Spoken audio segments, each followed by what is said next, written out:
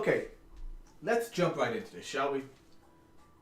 As I scramble to find my ruler. Ah, there it is. Alright, so first things first. Hey guys, Dante here and welcome back to my channel, The Burgos Art. And welcome back to another Sunday night stream. We are starting early today. I'm not sure how long this is going to take. It is 7:25 give or take. And we are molding, or rather putting a mold on top of this monster. So I've done a few sneak peeks of this on my Instagram and on my YouTube as well. This head is part of a 3-part structure. So you have the head, and he's going to have 2 wings extending off of this. My last stream was a really chilled, long stream in which I did the framework for the wings, which will be extending off. Let me reach one right here. So this is one of the wings. We have our wireframe that goes inside of it, goes in and then spreads out to the fingers. It is sculpted underneath the wire and on top of the wire. And as you can see, I've already primed it by hitting this with spray paint and matte finish. I did both because the spray paint is meant to help me see the difference in color between what is going to be the clay and the final plaster molding. When I go to clean it, I know what to clean out. But I had to also hit it with a matte spray paint because apparently because spray paint doesn't seem to like plastilina clay and it just stays really tacky. But now it's not.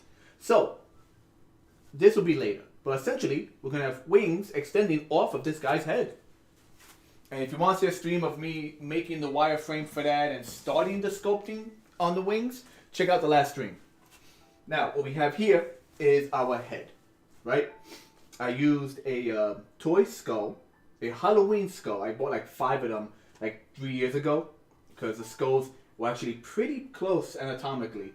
And I used the skull as the inner base. You could probably see it in the picture. It was a little plastic skull that I then put on a PVC pipe, which is right here, and then mounted it to a wooden board and then sculpted around it. Now that we have the sculpt done, I went ahead and I once again spray painted it, matte painted it to give it a shell.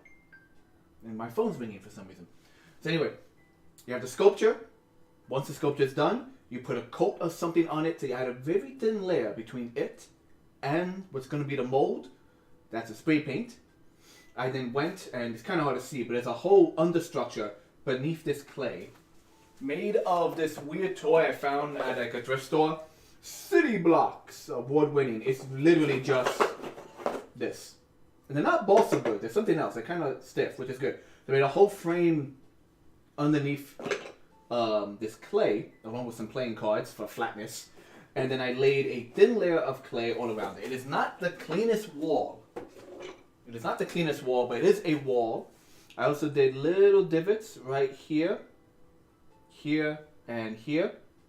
So hopefully that, along with just the general, bumpiness of it, will create enough interlocking pieces. Because we're going to do a mold on top of this, a plaster.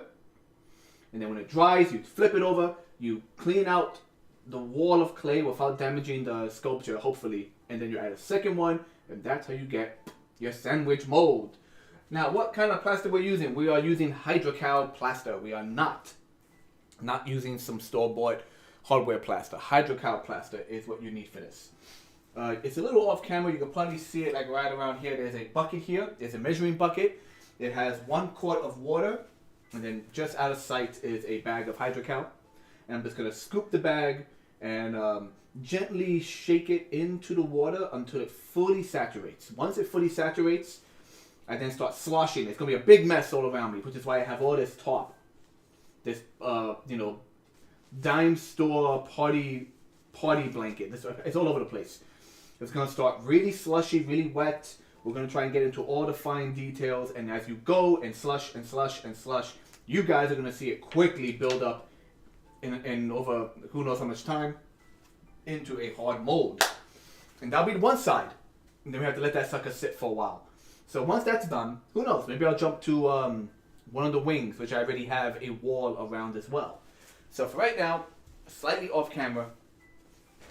Let me see if I can get it better on camera. Well, you can see the bucket. I'm just taking handfuls of hydrocal plaster and just shaking it into the water. Not mixing it, just gently shaking it. Let it sift through my fingers. You can probably see a little bit of it on camera. I just keep doing that.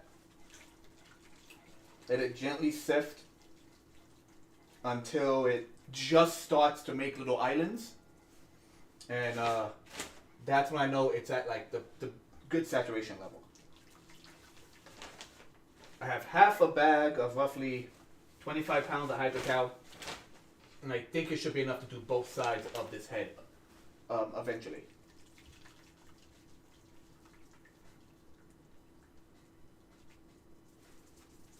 It is going to get very messy, by the way.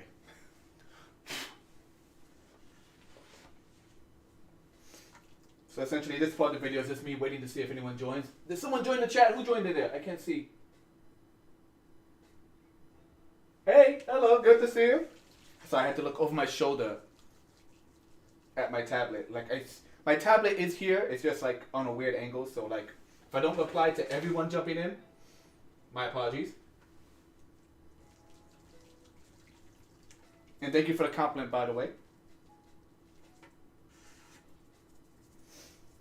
When doing a project like this, it is good to have the bucket for the mixing, and then a bucket next to that of just clean water.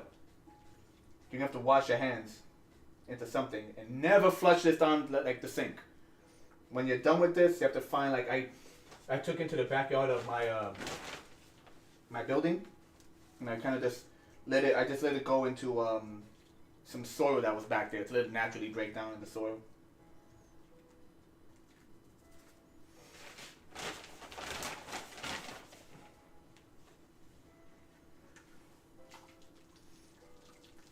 I want to say we're about 8 or 9 handfuls in. I'll make sure I add a good amount of powder, because last time I did this, I didn't add enough of the actual hydrocal into the water. And it just resulted in it taking a very long time for it to dry. Took 3 days for the entire mold front and back to dry. And I am making a video about that, so stay tuned for the video regarding a previous mold I did.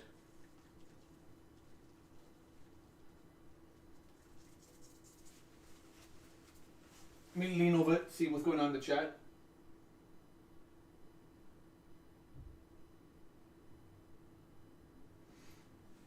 Thank you, Anthony.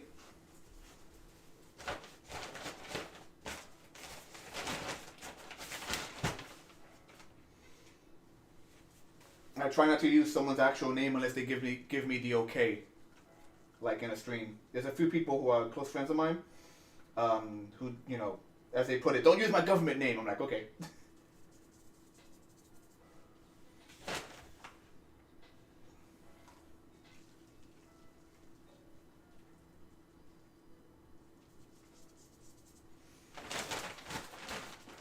If you ask me how many handfuls you need for these kind of molds, I can't really answer. It depends on how much water you use. I'm kind of basing this on the larger mold I did for another project.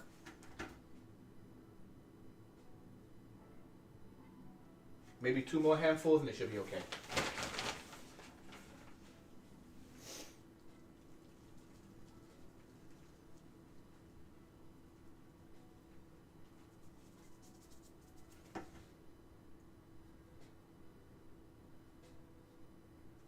Yeah, okay. Now I'm going to move my bag of hydrocal away. I'm going to be sloshing back and forth, and I don't want to get liquid in the bag. I want to ruin what's actually there. So I used plastiline clay, Roma Plastilina, for the face, and regretfully I had to use the exact same clay for the outside. Normally you wouldn't do that. Normally you would use like a softer water-based clay for the wall. That way it doesn't, like, when you press the wall against the mold, it doesn't screw up the mold. But I have only one type of clay, so that's what I got. And I'm right now just sloshing all the liquid in the bucket by hand. Mixing it by hand.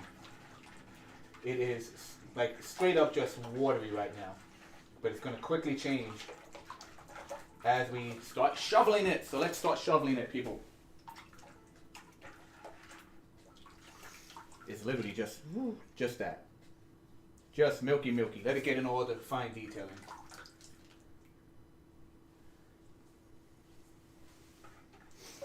And this is pretty much it. You go back and forth and you keep adding and you keep scooping and rubbing it everywhere. Because as you go, it will begin to harden. It will begin to thicken.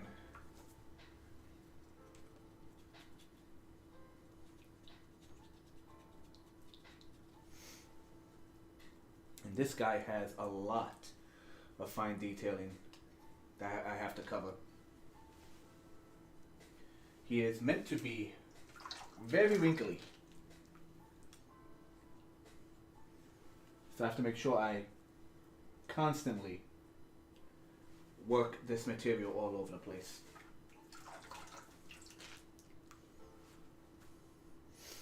Because it's watery, some of it is probably going to sink between the gaps of the wall and the actual sculpture. That's, regretfully going to happen.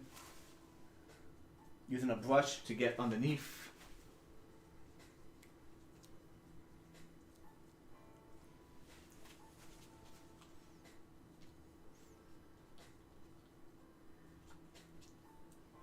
So this is once again part of the large project I'm doing along with my good friend Ray.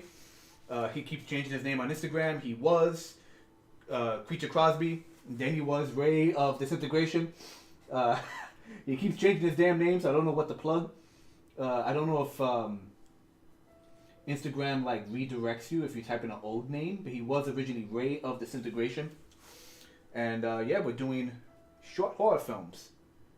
He loves like those cheesy, like really kind of like Gremlins and Basket Case kind of short films. Not short films, but the kind of horror films. With the creature makeup is just weird but practical effects. You gotta love it.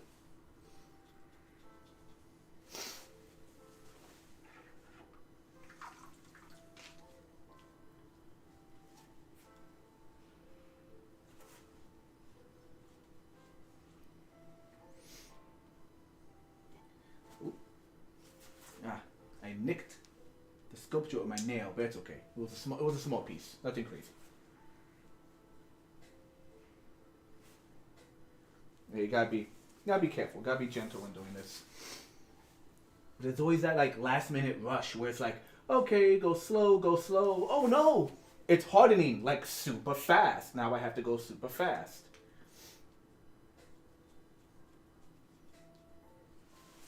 Which is why I'm just sloshing it back and forth from the lower areas to the higher areas on this model, on this face. But this is more or less, obviously it's more professional when you see it done by movie studios, but this is what you do. You sculpt, you make a wall, make a plaster mold of it. If this was a mask, like let's say this was full size, right? You would do all this, clean out your mold. There we go. Now it's getting a little more syrupy when I pull it out by hand. As I said, you would do this, clean out your mold, the plaster mold, and you will put in a copy of your actor's head, and then fill in the gaps between the head and the sculpture, and that's how you get a mask that's fitted for the actor. It's a lot of understanding negative space and positive space. Ooh.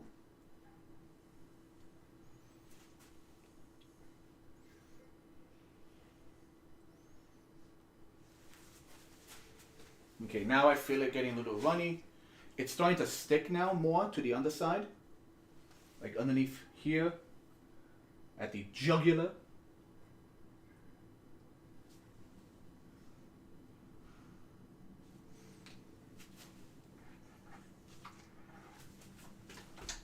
Okay, now we're starting to. Now you can see it's like not as runny anymore. So now's the part where you just constantly. Let me pick up this bucket because I'm going to throw my back out. On second thought, put the bucket on a stool next to me. There we go. I'm reaching up and down to do this, so. Yeah, now it's starting to build up. So now you gotta like start moving. Pick up that speed.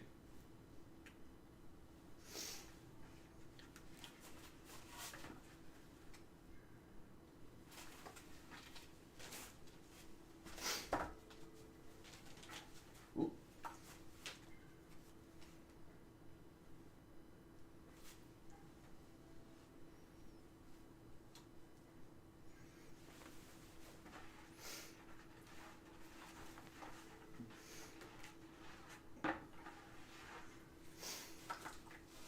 Bring the bucket closer, less waste material.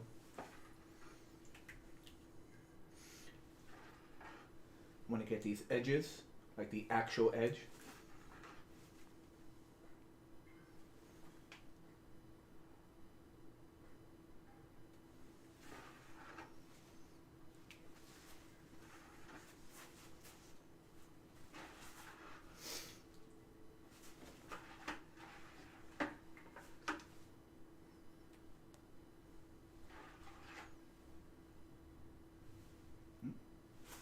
Don't run off.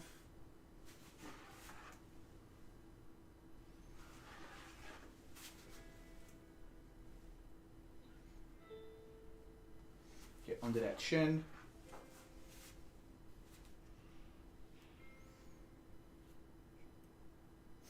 Now luckily, the final product of this is going to be a soft material. So even though you have this obvious like under part right here of the chin, it's not going to get caught. Like you do a plaster mold with the intention of having a soft copy. It could be latex. It could be a type of foam. But that's the idea.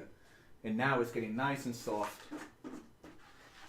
which means it gives me a chance to like really lay it on and do things like that. The nose is showing way too much for my liking. I need to add a more layer on top. Same thing with the chin.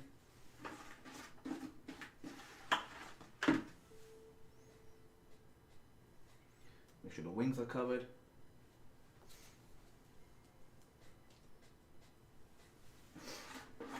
And that's it. You see how quickly it starts to reach a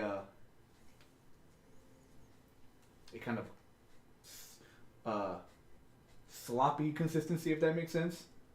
Not sloppy, less sloppy, but more like an actual plaster. It goes real quick. And the water here was like room temperature. Okay.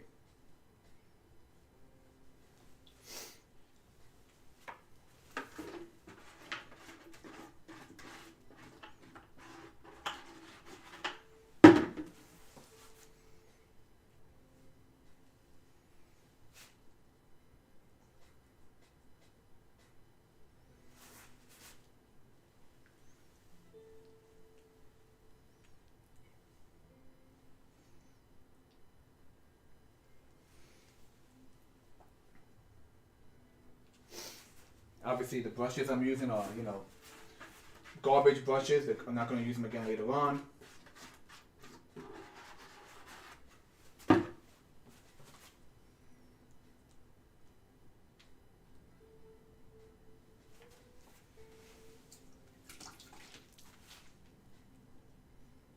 Just added some water. That way I could really get rid of any weird angles or bubbles or anything. This whole thing needs to be nice and smooth as possible for strong edge. I want to make sure I put enough on the sides here. These are kind of antennas he had. I'll make sure I don't lose that. Don't know if I did that high enough. We'll have to see when the mold fully dries.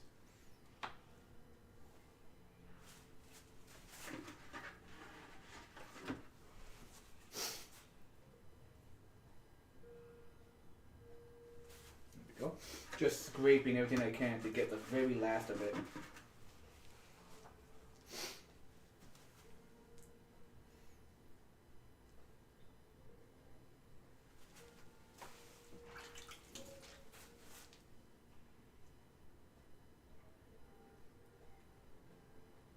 Yeah, I want to make sure those antennas are covered.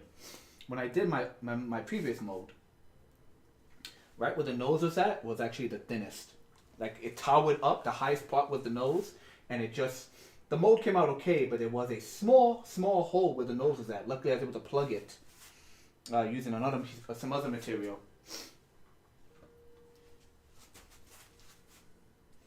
I'm just trying to get all the stuff that fell off the edges. Once again, I'm going to build up more on top of here. Right here. There we go.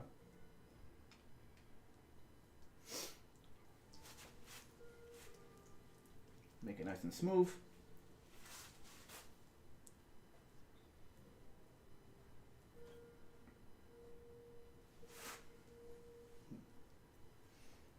A little hole right here.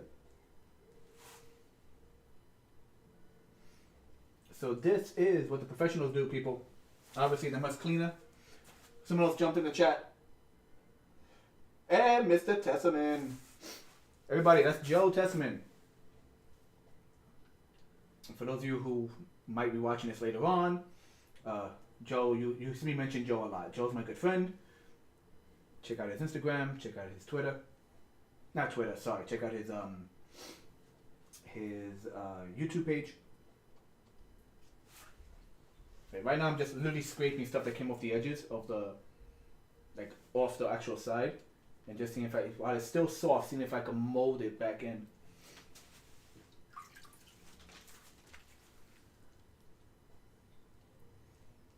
All right. This went quick.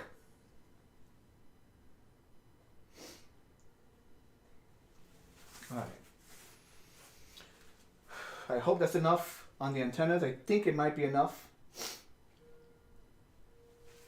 If not, we'll find a way around it. You know, not everything's perfect.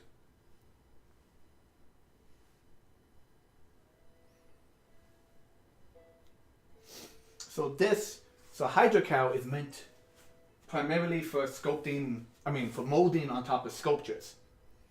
I wouldn't use this on a person's face at all. Let me wash my hands real quick in my bucket, in my secondary bucket.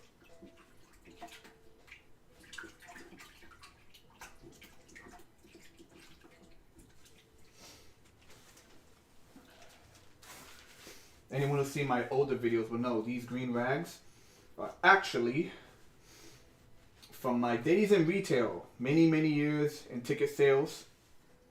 And when I left ticket sales, I took all of my shirts, all my uniforms, and I cut them up and I use them for art rags now. Very therapeutic. Extremely therapeutic.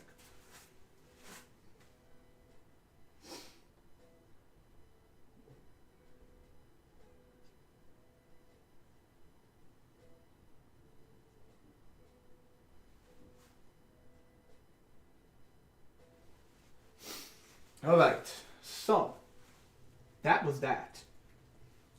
Here's our bucket. That's our measuring bucket. Now in a short time, I can, this is already starting to harden. But it will take a while before it's actually it will take a while for it to cure enough where I feel comfortable to flip it, take off the clay, and then add some Vaseline on the opposite side and repeat the process to get our sandwich.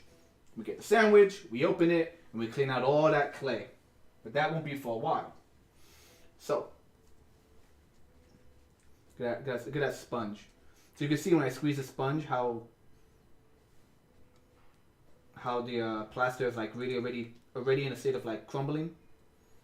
Soft, but it's drying up quick. So, that's one step. So I'm thinking, I'm going to move this out the way for now. And I'm going to double check how much HydroCal we have.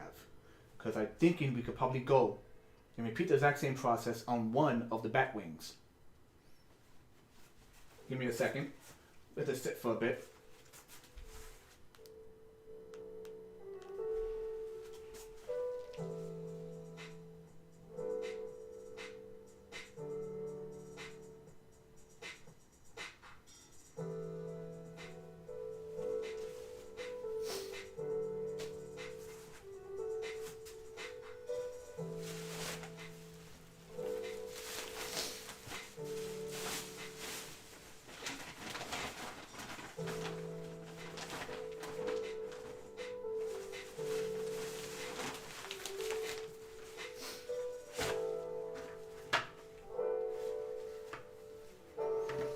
I'm gonna go see if I could scrape up this bucket.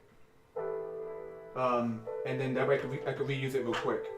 But like I said, we're gonna have to sit here and let this dry for a bit.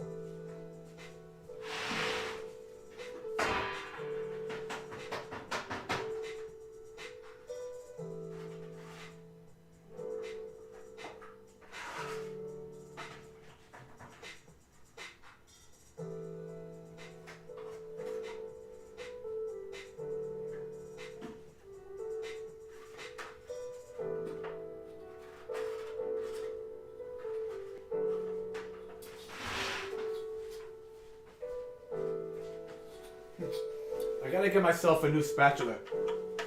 I'm using like this freaking metal ruler with half of the grip on the back removed. It's like the most versatile tool. It is right now my it's equivalent of having a freaking what's it called? Freaking crowbar. I use it for scraping. I use it for like slicing big chunks of clay. Like it is the multi-tool of like tools. This is old metal ruler I've had.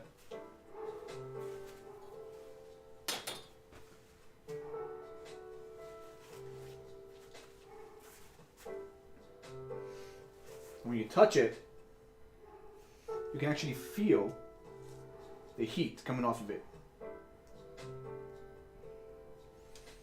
So fun fact, like I said, this is not really a skin safe thing because it heats up.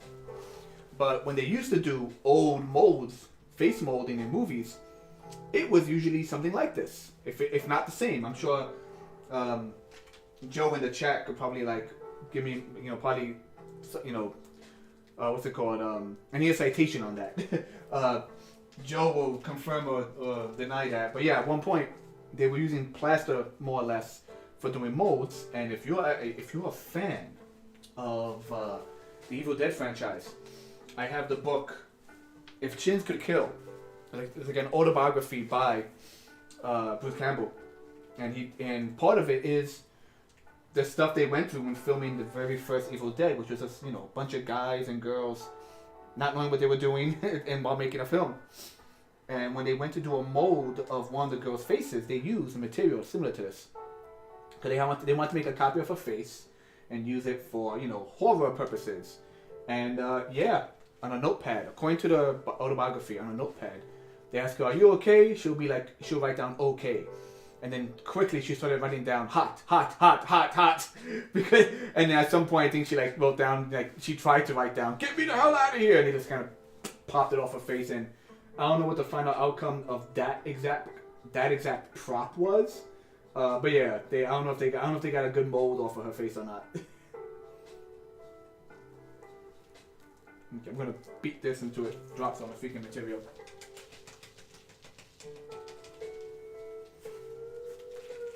What's that skit with Deadpool is this is gone to garbage. And where's my second garbage can? Give me a second, guys. I need to get a second garbage can in here.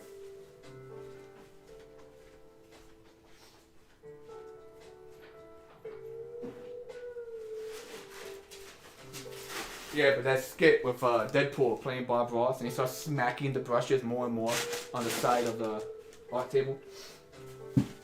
Alright. We are going to move this entire table out the way now. Okay. So that's off to the side, let it dry. And now you can see my floor. And just party blankets everywhere. So,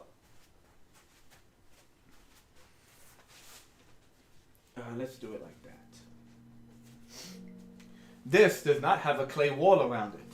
So the wings are on a flat surface. There's actually a cork board that I wrapped party blanket material on. I then sculpted what I needed, and it's all wrapped, taped up with a wall of playing cards. Just duct taping playing cards, because this is going to be a flat. It's going to be a plank. I don't need to flip it. I don't need to take off the, like, once it's in, it's in. So I have enough Hydrocal to do this guy. In hindsight, I should have prepared the other wing as well. We could have done all 3 wings in this video. I mean, we could have done the 2 wings and one side of the head in this video. I think I have enough material for that. But for now, let's focus on the wing. So once again, you have the wire.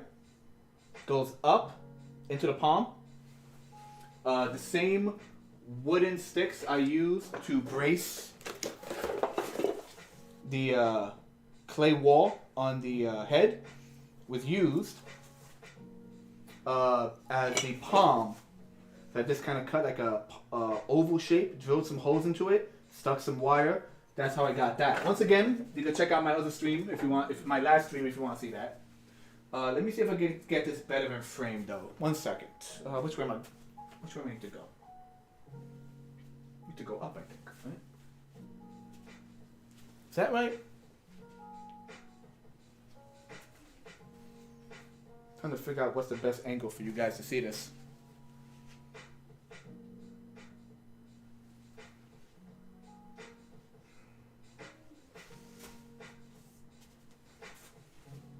There we go. That looks about centered. All right. I'm gonna refill this guy once again with about maybe a quart of water. As we used about just about a quart of a gallon, a quart from a gallon, to do the head. I think we could probably repeat that process.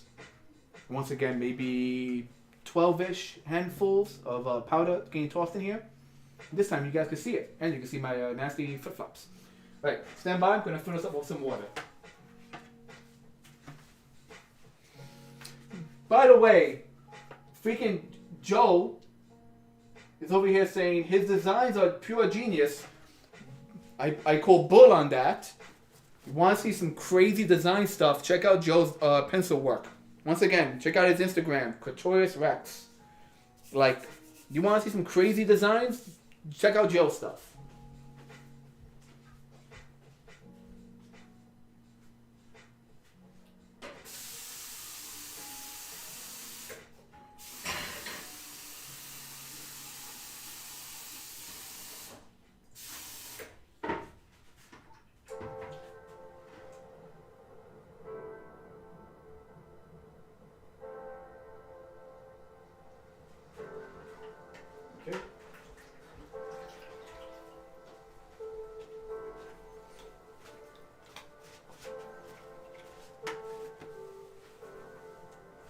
Okay.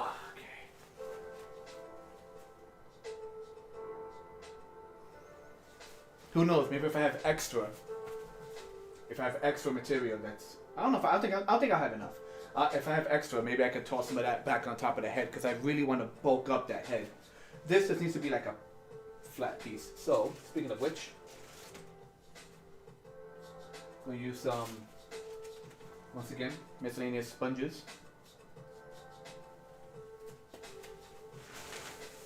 And now we shuffle.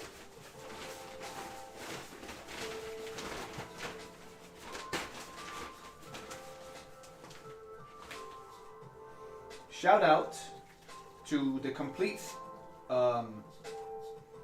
sculptor, the complete sculptor here in Manhattan. They're the ones where I bought all this material from. Is it the best deal in town? I cannot say, but it is one place I know I could pick up this material. Got the bucket, got the Hydrocal. Hydrocal was also a lot of powder in the air. Be careful when you use this stuff. The Hydrocal bag of 25 pounds was about $25. I'm told there's other options aside from Hydrocal. But this is what I kept seeing online, as in like this is what's the best to use. So I went with that.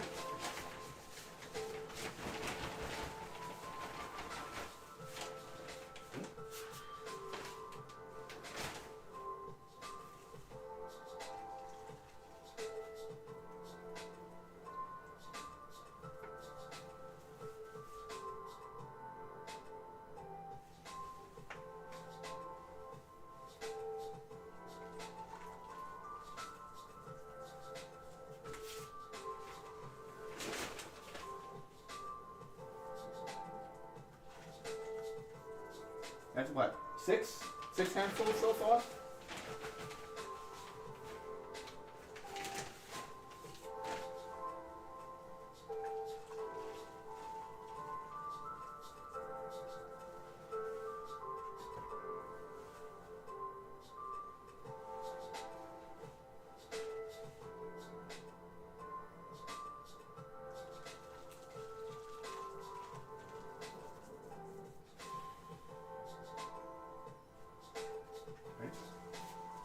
Once again, you want to wait and see, like, if it starts making a mound, and then that mound slowly begins to absorb into the water, that's pretty much the where you want to stand. That's a saturation point.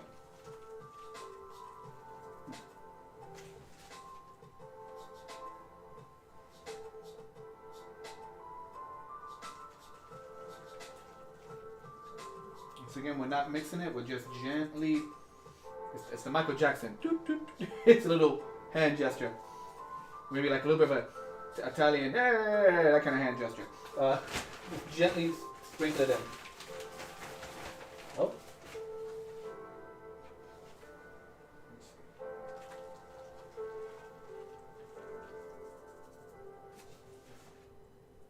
I think we're just about there.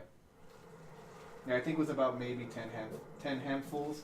And luckily the bag is reaching that point anyway. So with this bag, it's perfect. This is perfect for just these two. Good. We're not really wasting or going overboard.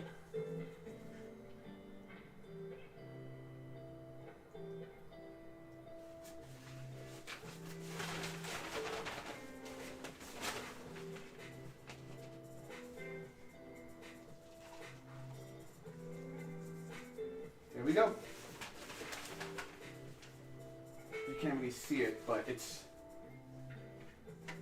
settling. I have like literally 2 handfuls left in here. I don't want to keep adding more and more, then throw off the consistency. I think we're good right there. Those 2 handfuls I'm going to put into a Tupperware or something and use them later on. And now we mix. Now we gently mix. Just mix it by hand. You don't really want to use like, the drill mixing or whatever. The drill mixers. You don't want to just do it by hand. Let it naturally do its thing. Okay. And now rinse and repeat.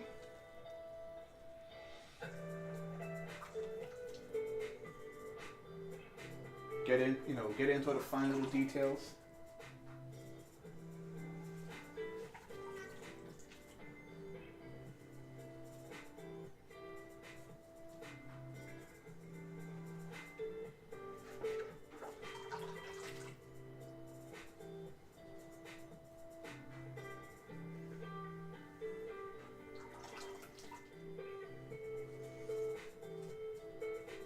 I don't think the duct tape is going to be, in fact, I know for, no, I don't know if the duct tape is going to be a perfect, like, waterproof seal on the edges, but I want it to be just enough where I can still, like, fill it like a bowl.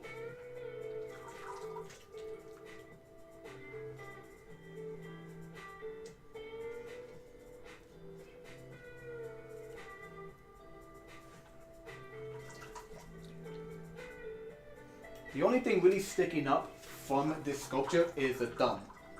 A little nail sticking up. That's the only thing really sticking up. Everything else is pretty flush, pretty flat.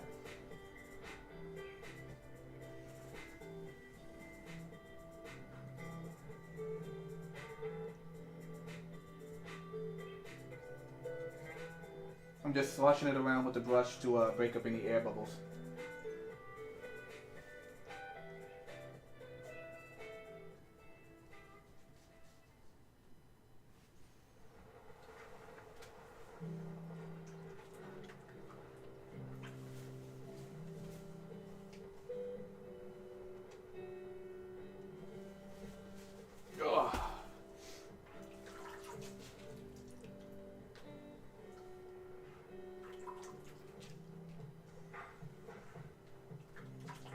Doing it by hand for now. I probably could pour it in there, but I don't want to put too much pressure on this like flimsy paper board, border that is, to paper and freaking duct tape border. Oh, it's a fun story. Many moons ago, Joe and myself were trying to do a mold of a small sculpture he had, right? And we were using Rioflex, which is urethane. It's like a rubber band. It flexes really well. So you can use Rioflex because it flexes. And then you could do a hard cast of like plastic or whatever on the inside. That was the idea. And we put the sculpture on the top of a piece of clay, on top of a piece of glass. Right? We put it on top of a piece of glass. And I remember telling Joe, okay, I'm thinking we should line this glass with clay. We could really smooth it into the clay and then push a plastic tube around it, like into the clay.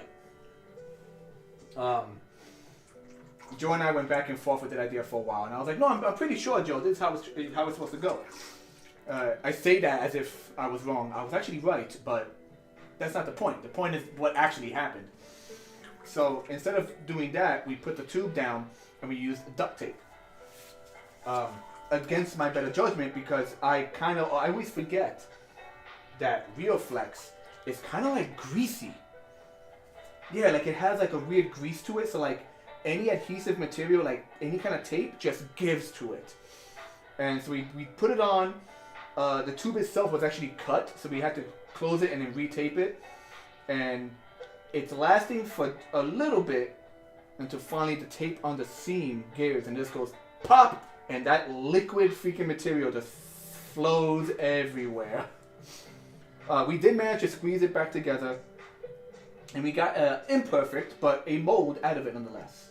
There are air bubbles in here. Why do we have so many air bubbles? Get out of here.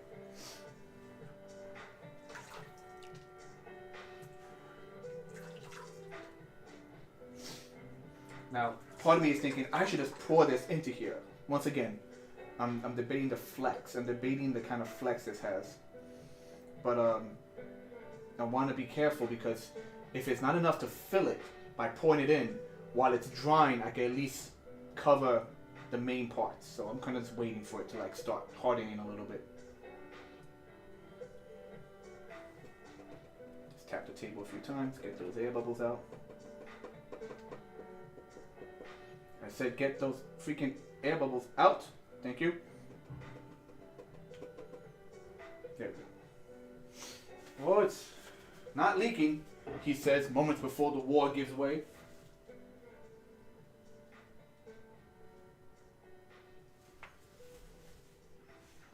Okay. So the liquid is now becoming a little gummy, which is good. The liquid in the bucket, that is. Why are there so many air bubbles? I don't want to pop.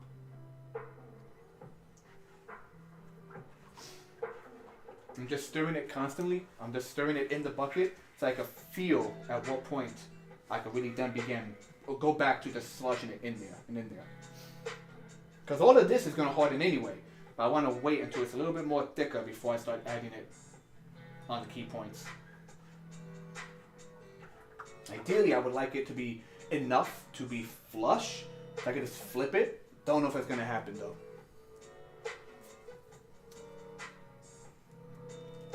Maybe I should have added more water and then used up the last of that Hydrocal.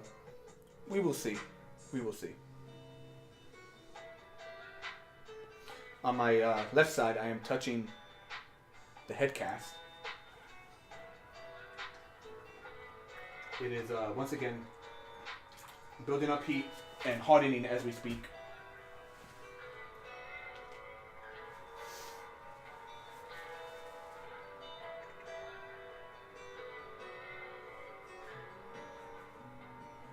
I apologize if you guys don't like feet. And for those of you who do, check them out, man. Check them out. Don't got a Patreon yet, but we'll see. Dante's OnlyFans, only for his feet. Oh God, no thank you. No thank you.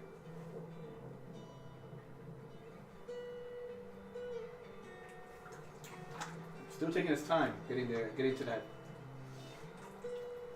that gummy consistency.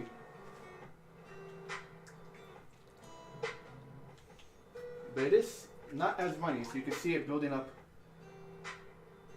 Yeah, there you go. You kind of see it building up right on the hands, on the arms. Little, I don't know, no, the fingers. There you go. The fingers of the wings, the phalanges.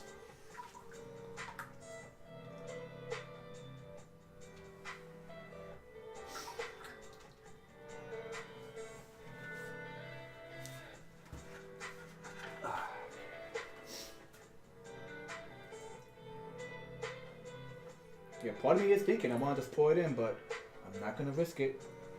Slow and steady, people. Slow and steady.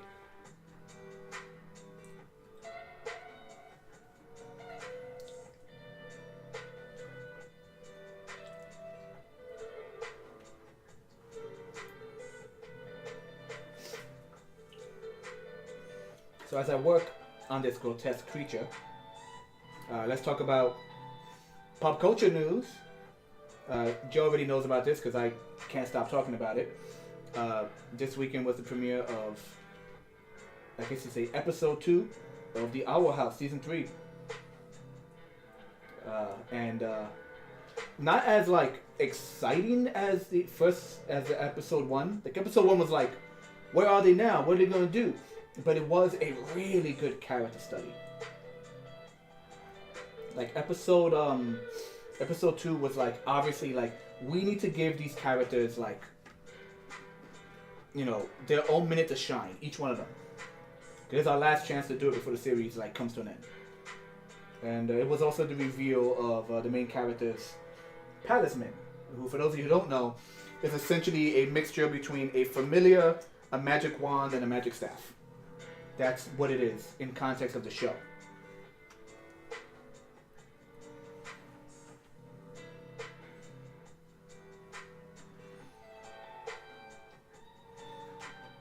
So, yeah, good episode, good series. I love this series. I'm not sure how high this freaking thumb is. Like, where are you?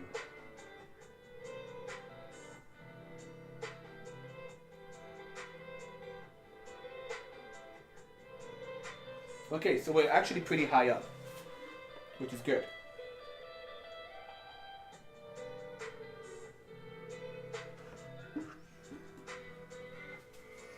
Now I'll start pointing in a little bit.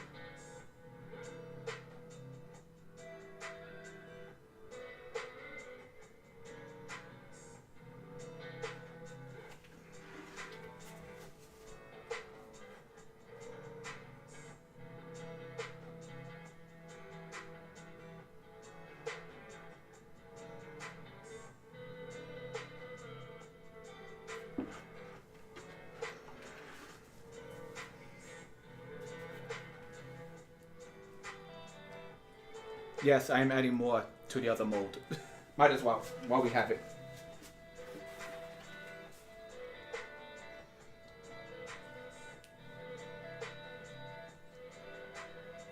There we go.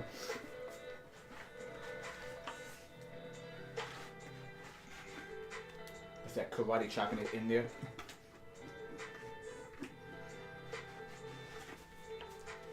Whoop. We're getting some splash. I gotta be careful. I don't want to get this stuff all over my workspace.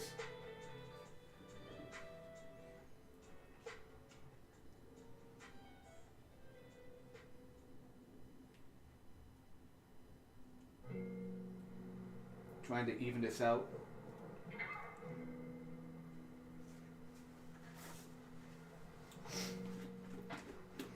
And scrape off the last I can from the bottom of this bucket.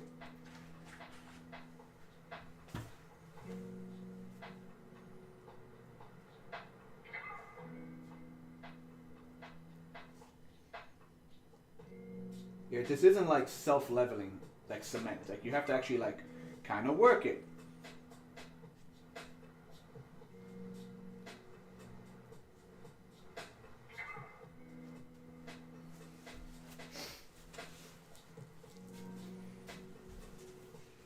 Once again, wet my hand. Add more to the head over here, might as well.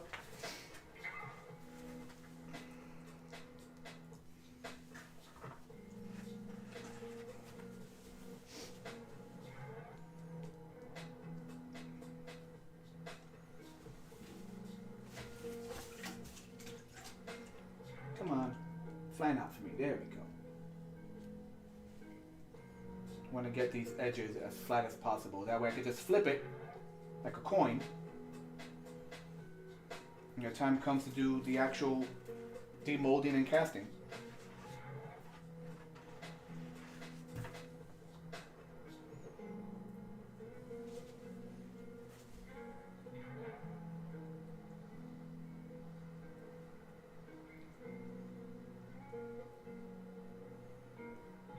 It's not perfect, but like on the sides it's kind of tapering.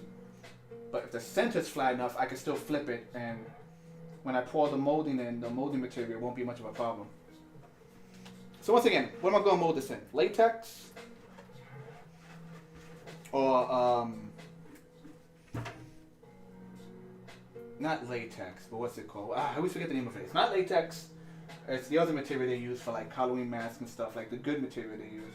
For like movie masks that last a bit longer, to be honest. I'm more familiar with latex, so it's easy for me to use. Alright.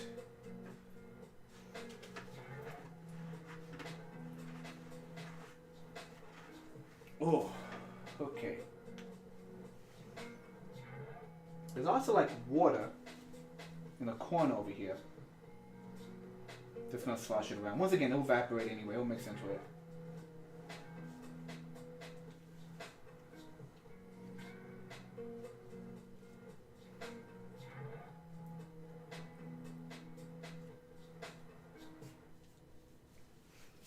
This should be all good. Wet my hand again. See if I could do a better job smoothing out this the head casting. Cause once again, I added more to it, but this stuff doesn't forgive you if you move slow.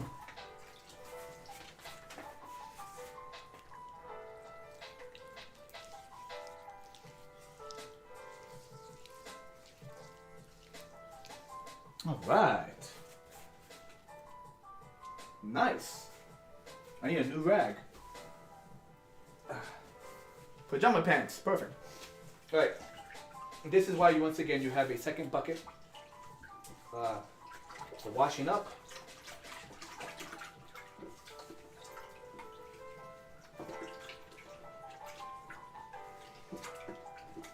Even if you have a slop sink, you don't want to wash this stuff down the slop sink because it'll just... Water is what makes it harden, and it will just harden, and then you're screwed. And yeah, that's it. The best bet is to let your bucket dry out. Let that bucket dry out. It's a plastic bucket, so you just hit it, crack it. Crack all the stuff that's inside. Put it into a put that into another garbage bag or whatever. And if you want to get rid of it, you could dump it into your backyard, into your soil, and just break down over time. But try to avoid putting it down in actual drain. Same goes for my cleaning bucket here. It's just filled with water now, but I'll probably pour that somewhere in the backyard. I am happy so far, people. I hope you're happy too, because once, like I said, once that dries, flip it. Once the head over here dries, flip it. In fact, let me get both of these in the shop for the meantime. Ooh, that's heavy.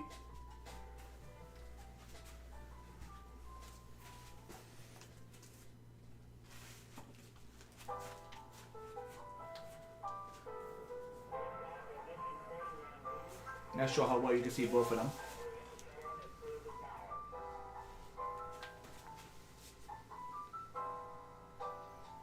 Where's my other brush that I completely destroyed? Yeah, I'll find it. I'll find it somewhere.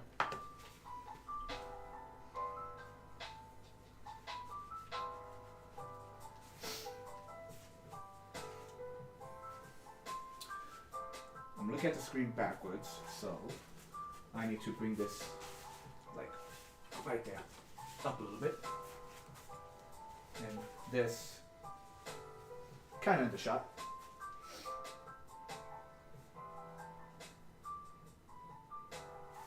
You know what I gotta do? Stand by, people.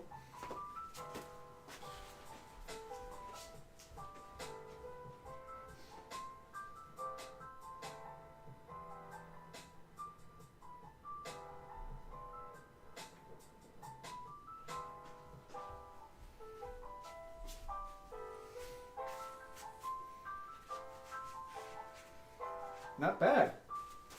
1 hour.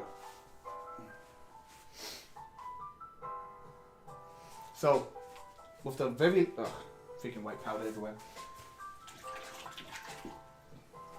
With the very last bit from the wing mold, I went ahead and just sloshed a little bit more here, a little bit more here to get the antennae, we'll call it for now, off the head. I feel like the nose is clear enough. I don't think we need to add more to the nose. I say that now, but we'll see what happens. So, oof, as I burp. When it comes time to like clean up the mold, once we do both sides of the mold, I'll probably like scrape off a little bit of this excess stuff here. I'm looking underneath, and there is some run through. Like, you know, when it was still wet, it sloshed between the skull and the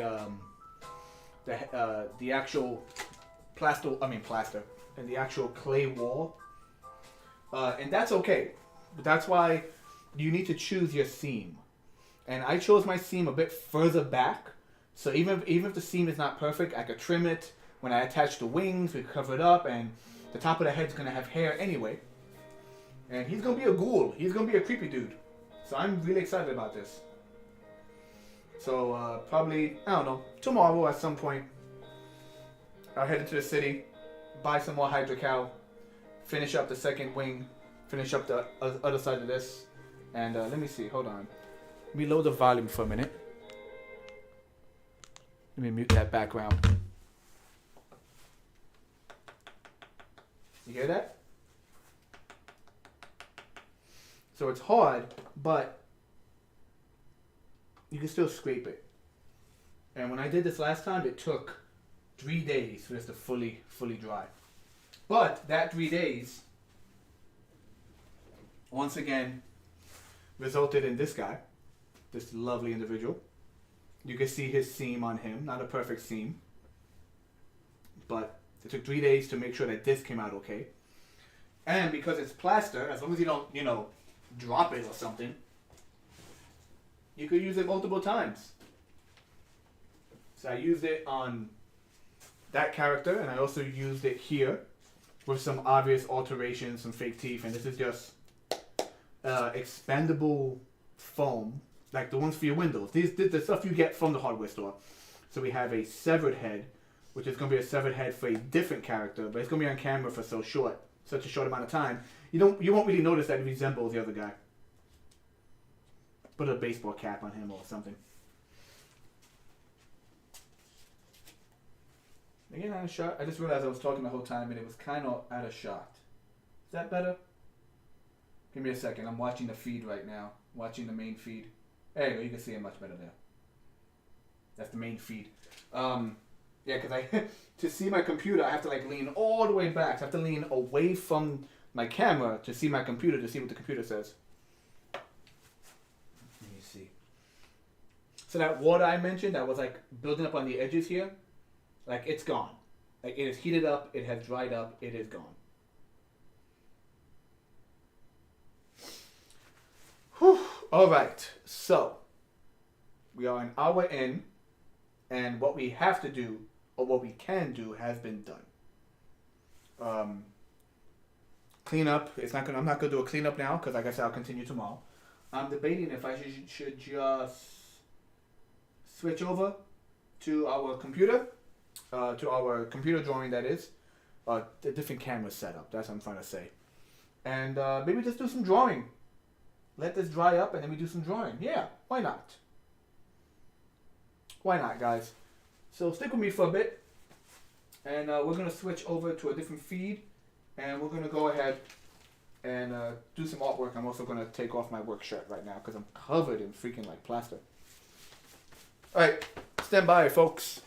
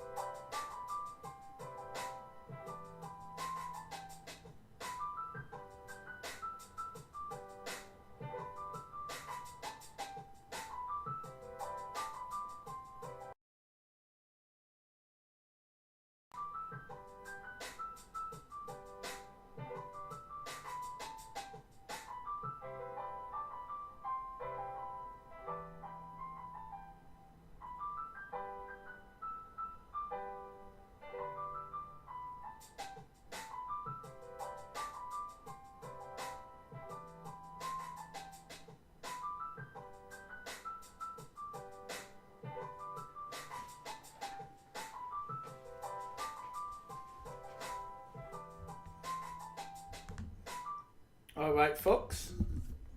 We are switching off from our live table feed. That's actually what it's called. It's called table. Whenever I'm drawing stuff that is not on the computer. I am right now carrying my microphone over to my to my actual desktop, if that sounds weird. Sorry for the audio. And we're just going to do some drawing. Just going to do some drawing, guys. No face cam right now.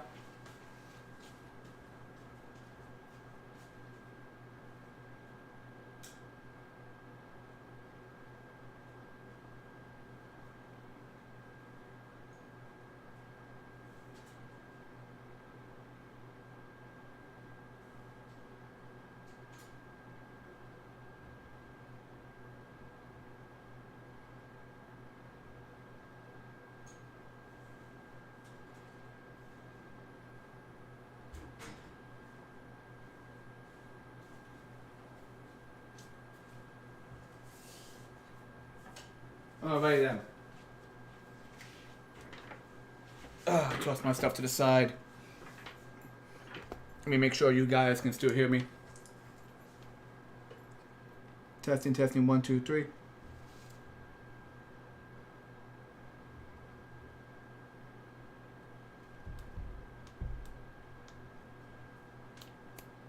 Hope you can still hear me.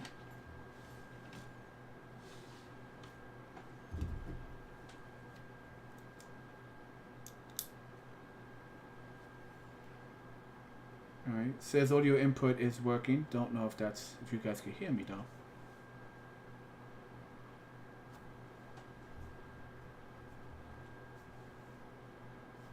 Let's see.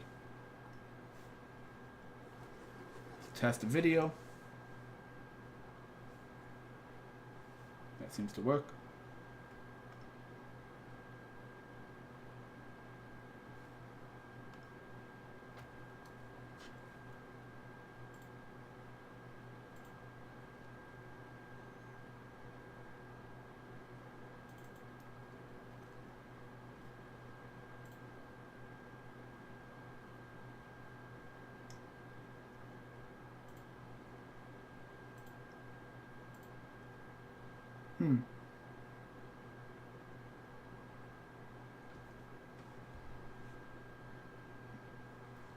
There we go.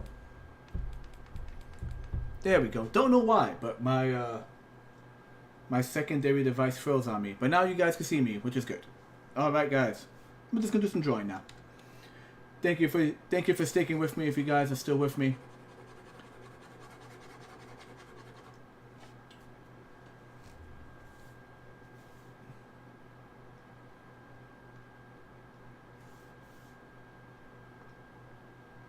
Just gonna see, maybe we'll have some background music for this as well. Let's go over to YouBoob. I know what I said. It's not YouTube, it's YouBoob.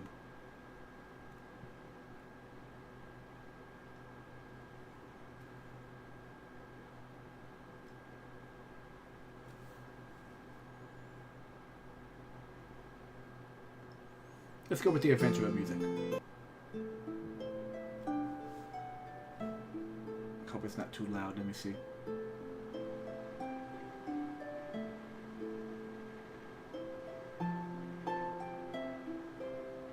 That seems good.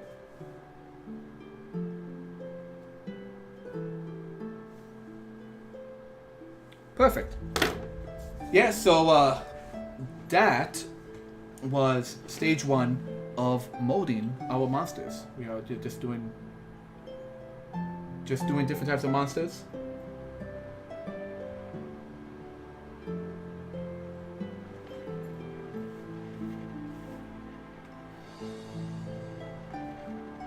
Let me see. That's my eraser. Where is my pencil? Here we go.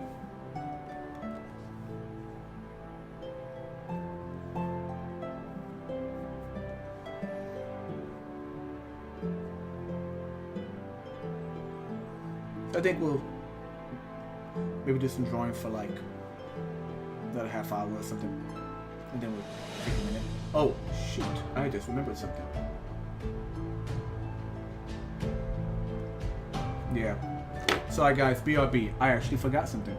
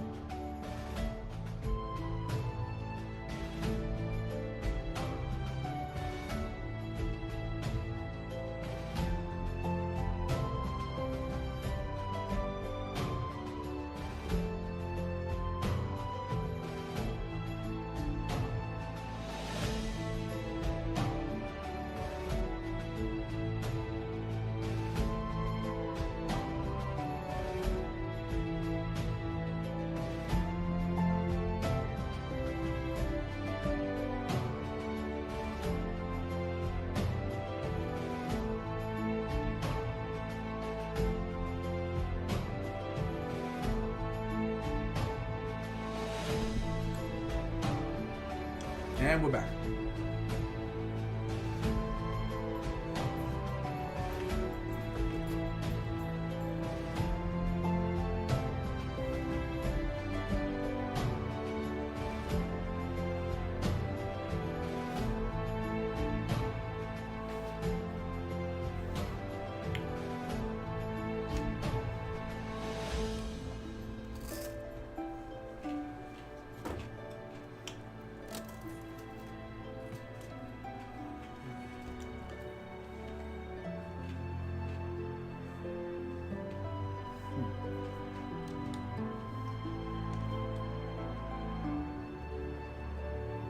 Not sure what I want to do, so what we're going to do is our general make a shape and see where it takes us.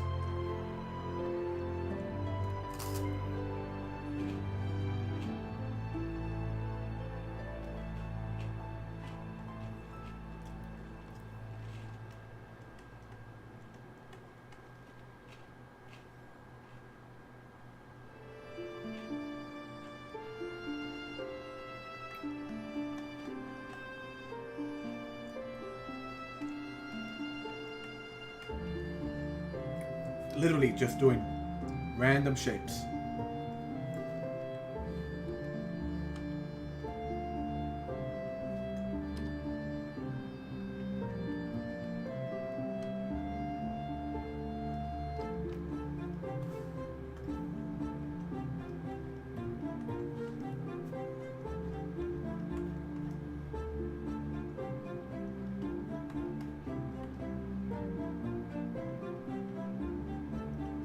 Oh, I think I have an idea. Alright, so we got this right here, this little thing right here, right? So let's duplicate that. Let's go for one of those really cheesy kind of 1950s giant-brained aliens.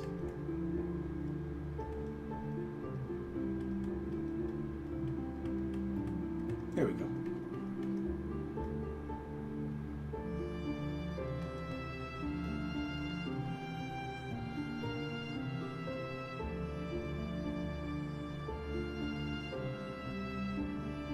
Spider-like, so it's a spider with a giant brain.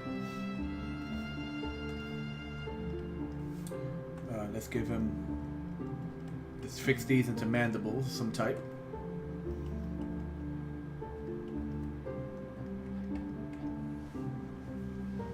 Should it be? Maybe it should be like little hands, right? Ooh, here's an idea. Here's an idea.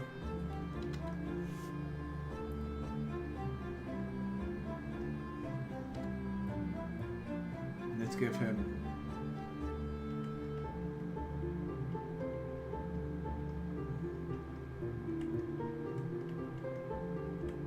He has like a voice. He has like a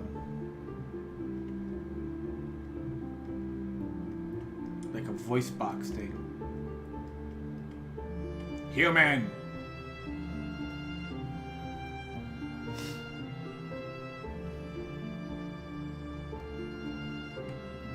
Like we can't communicate with him, so he has a voice box going on.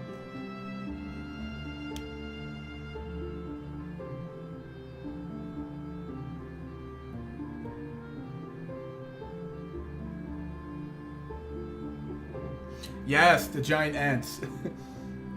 So they couldn't really think of a good name for like a giant ant movie. So they were like, we'll just call it Them.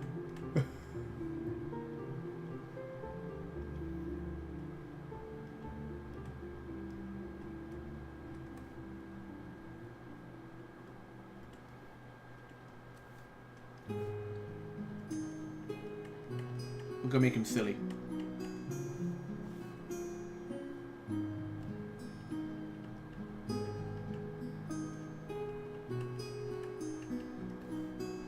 This long-necked alien-looking dude, where his hands are like up by his face, like he has giant mandible hands.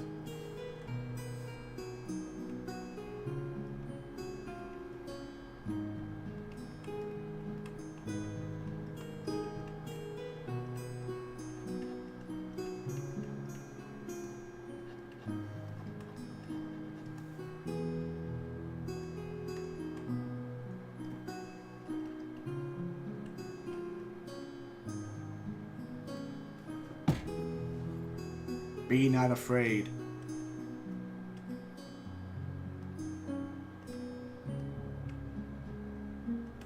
Like praying mantis, little praying mantis. His actual hands are like praying mantis hands.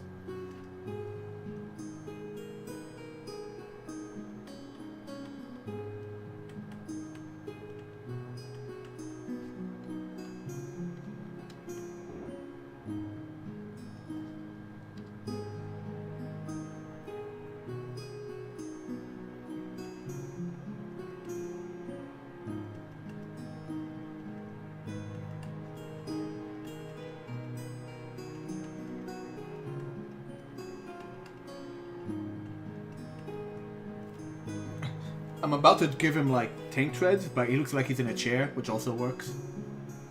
Alright, okay, we got something silly here. And it all started with just drawing random shapes until I found something within the shapes. So let's then that, change the opacity. And now let's actually get in there and clean them up a bit.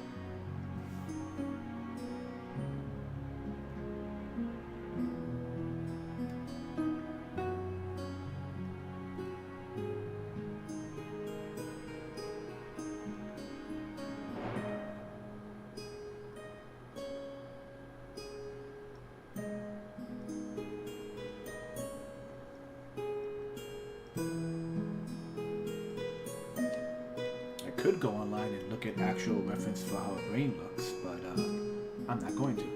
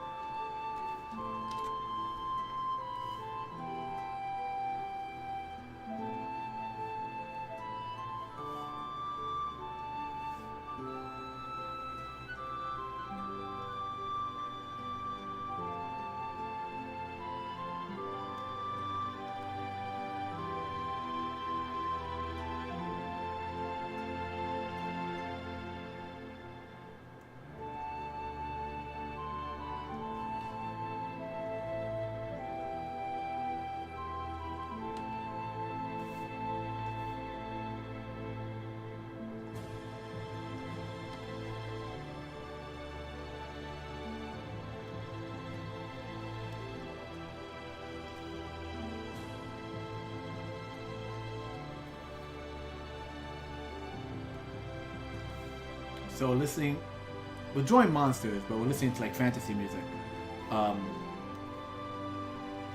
I think the second season of Vox Machina dropped last week. Or this week, depends on how you look at it. And once again, I don't got streaming services. I try not to get streaming services because I know I would never stop watching TV at all if I did that. But I hear really good things about it. People seem to be enjoying the Vox Machina series, which is good. Now, I don't know if those people are just fans of the original show, but then again, I've seen people online like reacting to it who like don't know anything about Critical Role or whatever, and they just generally enjoy the series because they don't expect what it's going to be about. They're like, oh, it's fantasy, right? And then they're dropping F-bombs, there's naked elves running around, like, oh, this is nothing like Lord of the Rings.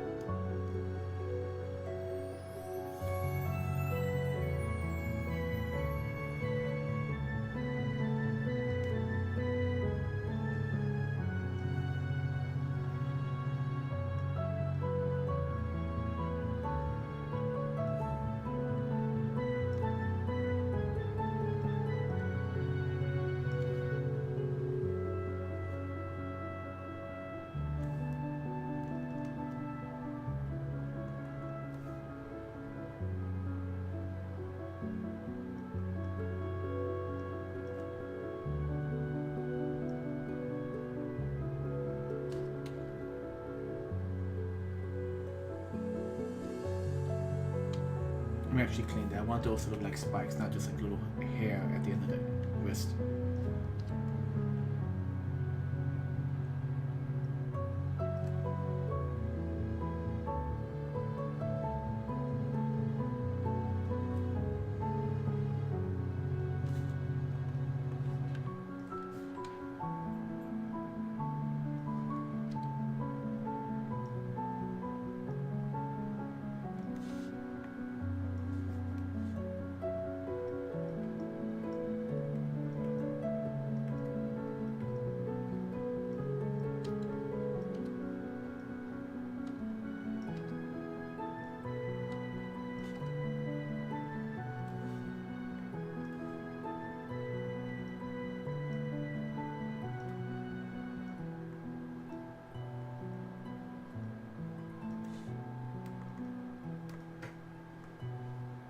Like that alone by itself looks like a thing. Like either it's either walking on those feet, like it's just a giant head, or it's a floating head. Like, but then I can also throw the body into it, and it's just a weird thing. Like, okay, so you know what we're gonna do?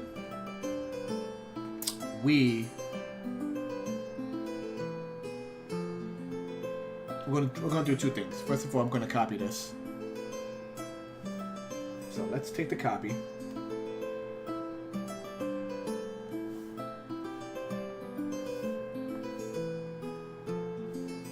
Let's rotate it. So that looks like it's walking around, right? So here's, you know, this is what's into it. Let me lower the volume on the music for a minute. So this is what makes this thing really interesting because, like, so we started off just drawing like a C shape and then a spike and then a spike, and I did this little light green one on the side, like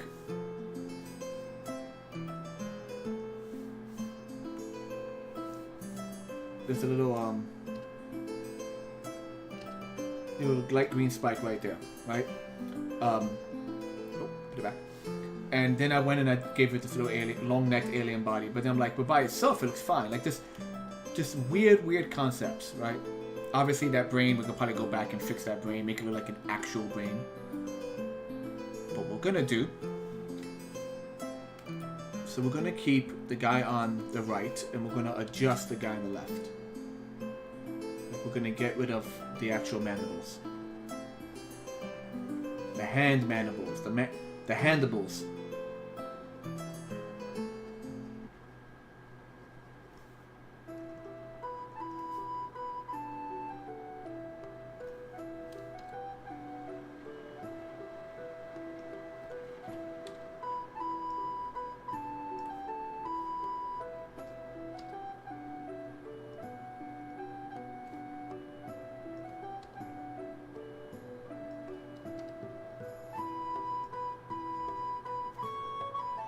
Give him a thin face.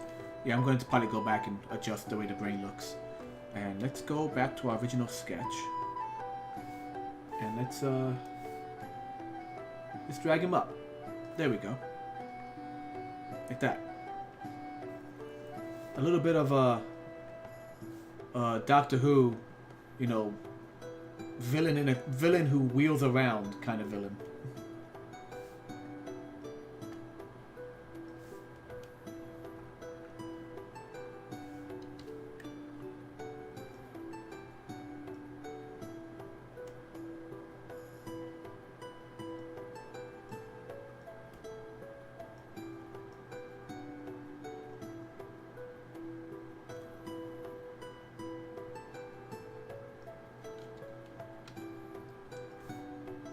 Let's have some fun. Actually give a, you know, he has a wrinkly head, he has a wrinkly neck. Let's actually, you know, give some dimension to him.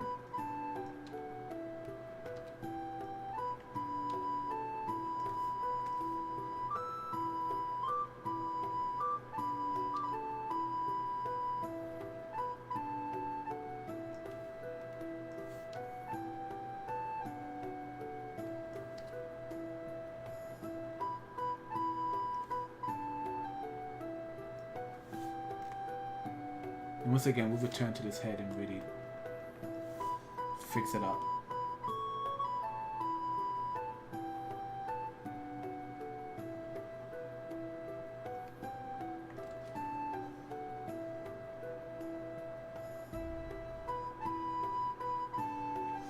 Well, I can't. It's hard for me to say if there's an artist who inspires my work, but I will say, in terms of artists I admire, on the professional end, I would definitely say Alex Ross, as a man who tries to bring like a photorealism, like a really like almost Renaissance kind of art style, if you want to say that, to comic books.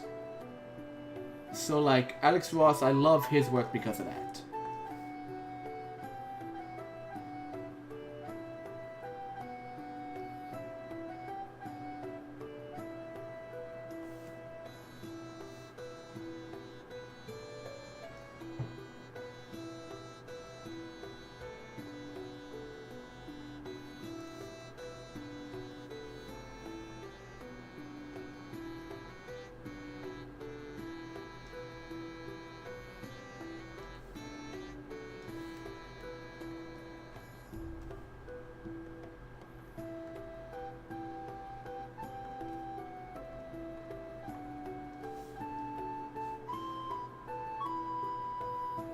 But I don't really have like, I can't really say as an artist that like inspires me to like draw a particular style. Like, you know, I know a lot of people who, especially in the anime community, who like, whose art style might resemble a certain company, like Studio Trigger or Gainax. You know, the guys behind like Evangelion and stuff like that. Like, I know a lot of artists personally whose like work obviously has influence from like that kind of 90s anime aesthetic, and then of course they take it and they evolve somewhere else. There's a few artists I follow online whose work is obviously influenced by Justice League, Batman and Superman Adventures, Bruce Timm style, and then from there, like, it's obvious like they're inspired by that, but then they also kind of move away from it. But I can't really think of like one that really, that I could say, oh yeah, I base some of my work off of this. I can't really say that. I'm sure, I mean, if you see something that you think my work resembles, let me know, because I would love to, like, maybe subconsciously I'm doing it, but I don't know.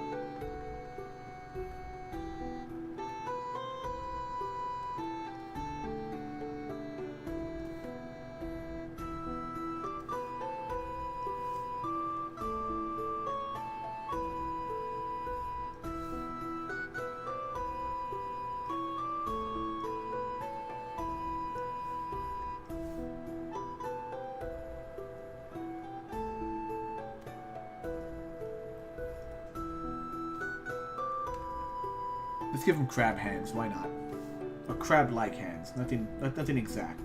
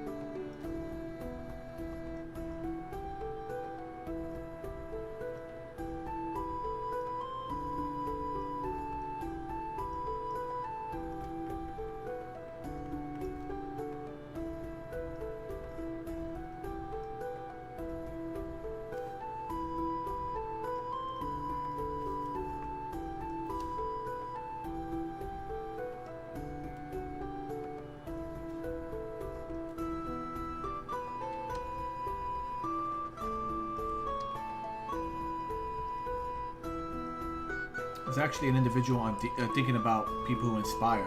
There's an individual on DeviantArt whose name I forget. Like, I always forget people's names, but I don't always recognize their art. And it's basically like they emulate very well. They emulate very well the work of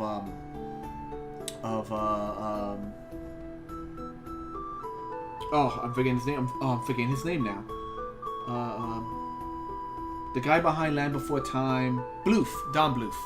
Like their work is obvious. Like this particular artist online, like their work is obviously meant to be like Don Bluth inspired.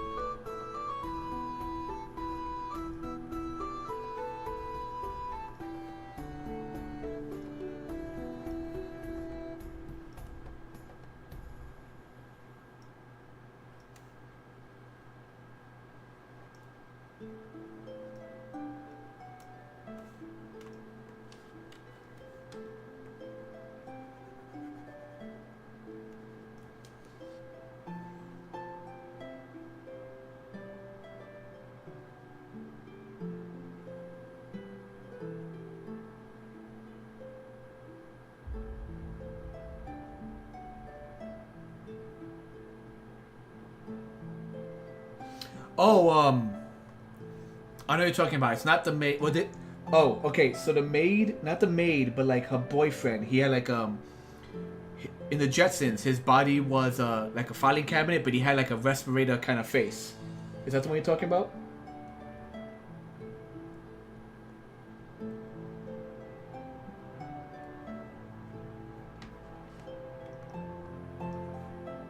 Actually, there's actually someone I've been following on and off on Twitter, who's making like a little replica of that. He stands about like the characters. He stands about like a foot tall. He's basically making a little like action figure of that guy. It's really cute.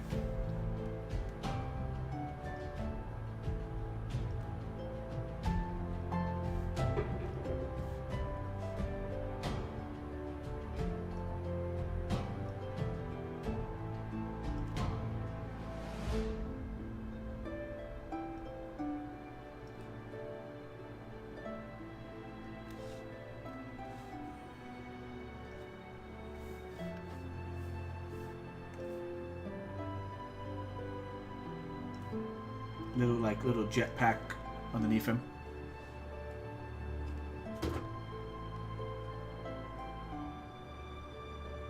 Heck was that? Oh, like something. I got my headphones in, so I can't hear around me, but I hear like the noise afterwards in the stream, and I'm like, what is that?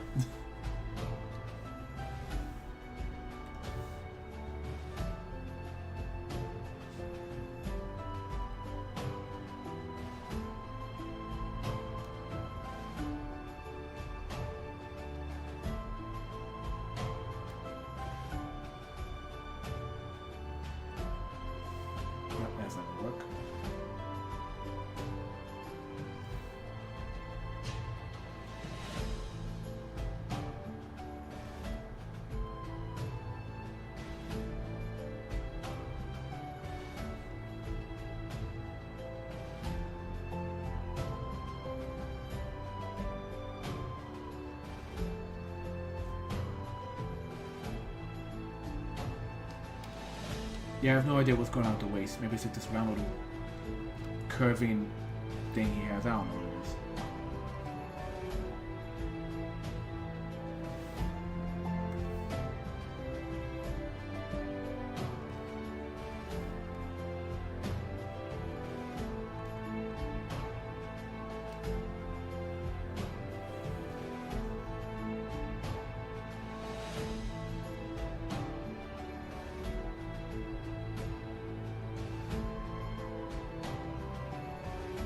Did Rosie have a grate on her face? I know who you're talking about, but I think Rosie. Like, let me see. Hold on. I thought Rosie was like she had like dials, and I thought she had almost like a puppet mouth, like like one of those like ventriloquist mouth. But I know who Rosie is.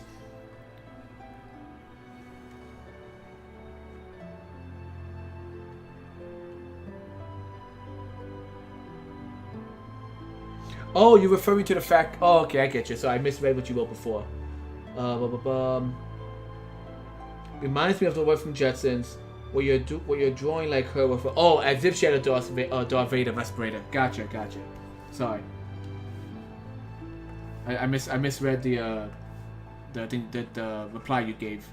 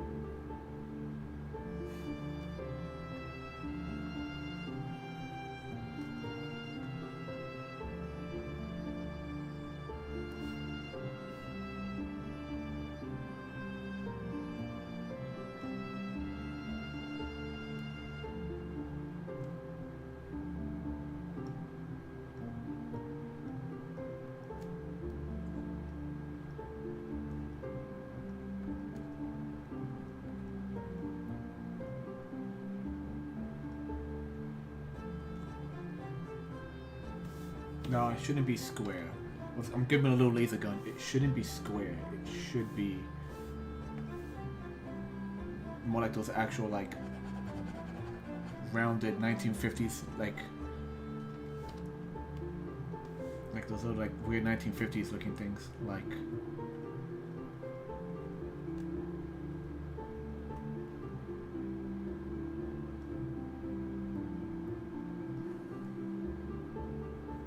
There we go.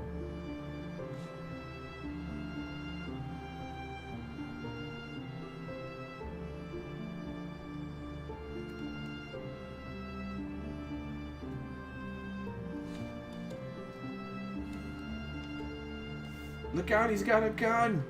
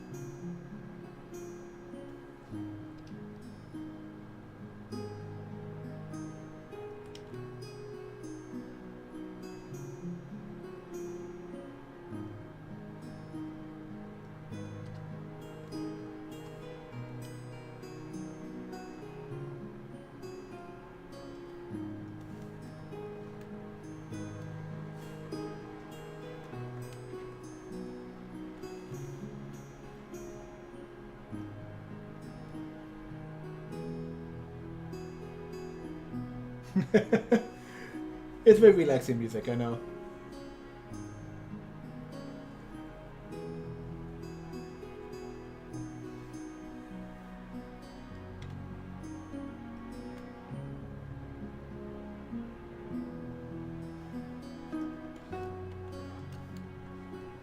I'm always trying to find like the right kind of, you know, ambiance for these freaking streams. I can never find the right music I want to use.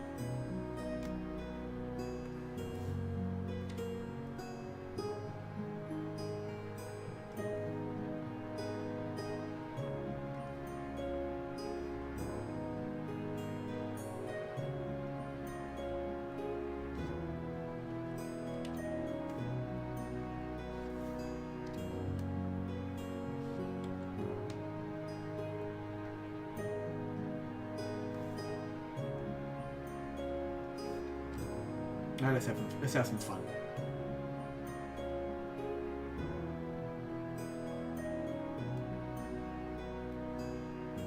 Just because they're aliens from space doesn't mean they're not also super gross.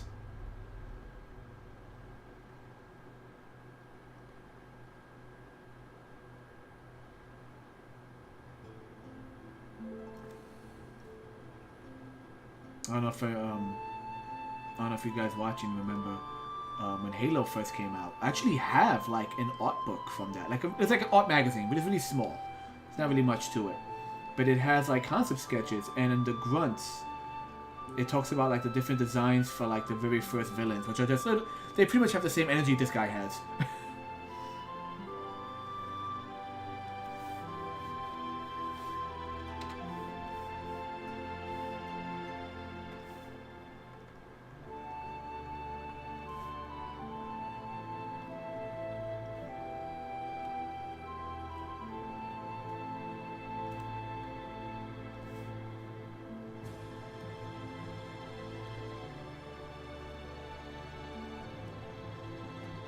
It's the difference of blank eyes with little reflections in it to black eyes with a white. Like just even differences like that could change a character.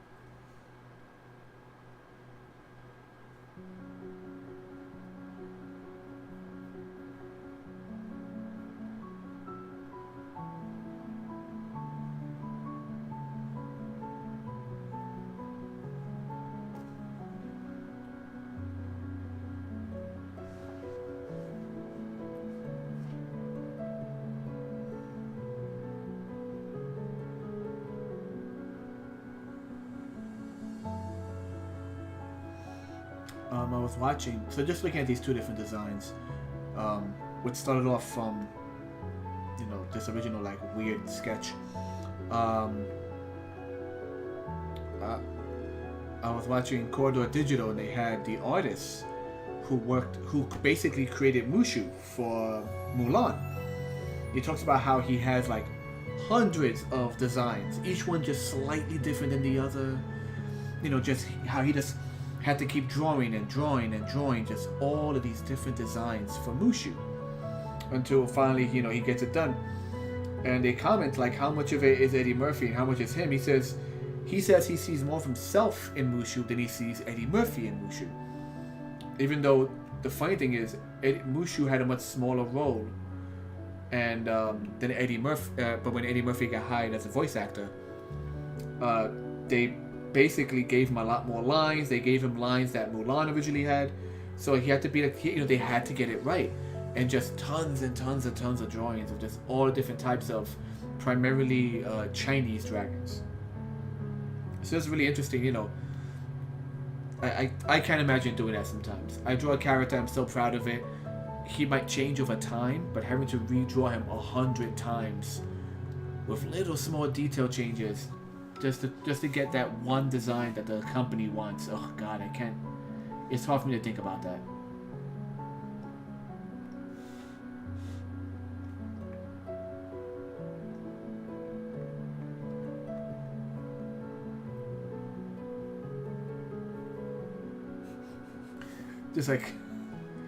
Just think about where's my freaking pencil? There we go. Why is that? Oh, that's why. So this guy is like, greetings, I am Glorb. This is my brother. The brother just staunches him with like a laser gun and he's drooling. He goes, I am Glorb. This is my brother. He's a teacher.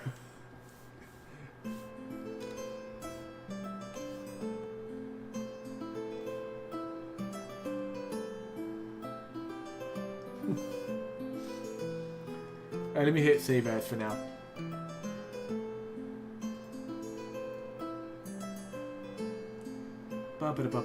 Where is my stream art? So what to call this?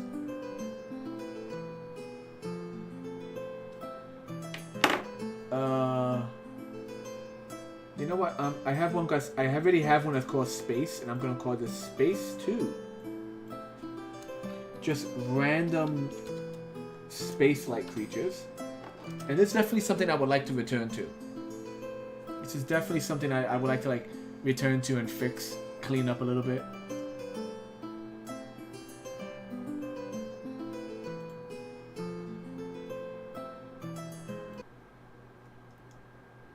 Let me turn off that music. Save. Yeah, just fun ideas. Might actually go back and tweak. Alright guys, it is 9:15. We started at 7:30, so we almost hit the 2-hour mark. I have a lot of cleanup to do. Like I said, the actual workspace where our big plaster castings are right now drying is going to be left alone. But I had to move so much junk around to make that space. I have no bed. I have to move all my stuff off my bed now. So I think we're going to call it. Thank you everyone for joining. Thank you Nature Cam. Thank you Joe. Thank you Anthony for dropping by earlier. And yeah, that'll be that. I don't know if I'm going to stream the other half of the molding process. I might. Or I might just buy the molding material and get it done.